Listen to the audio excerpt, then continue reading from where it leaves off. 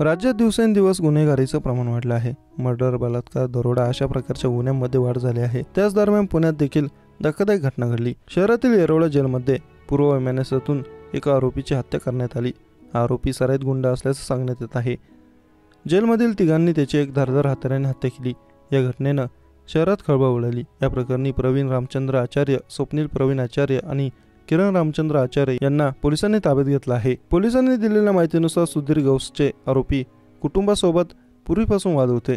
Gauss याच्यावर मारहाणीसह अनेक गंभीर स्वरूपाचे गुन्हे दाखल करण्यात आले होते। काही दिवसांपूर्वीच तो जेलमधून बाहेर आला होता। काल मंगळवारी जुन्या वादातून त्यांचं भांडण झालं। आचार्य कुटुंबियांनी हत्यारासह त्याचा पाठलाग केला। पहाटे 2:30 वाजण्याच्या सुमारास सुधीर एका दुकानाच्या मागे लपून बसलेला होता। त्याला तिथे गाठून तिघांनी त्याच्या डोक्यात आणि शरीरावर धारदार शस्त्राने वार केले। या हल्ल्यात सुधीरचा जागीच मृत्यू झाला। दरम्यान येरवडा परिसरात एका 16 वर्षीय मुलीने राहत्या घरात ओढणीने गळफास घेऊन आत्महत्या केल्याची घटना उघडकीस आली।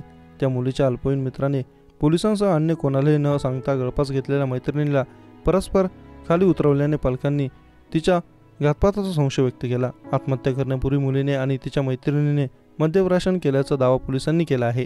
तनिषा शांताराम मनवरे, वय वर्ष 16, राहणार शनिआळी, येरवडा असे आत्महत्या केलेल्या मुलीचं नाव आहे। या प्रकरणी येरवडा पोलिसांनी आकस्मिक मृत्यूची नोंद केली। या प्रकरणी येरवडा पोलिसांनी 5 अल्पवयीन मुलींना ताब्यात घेतलं आहे।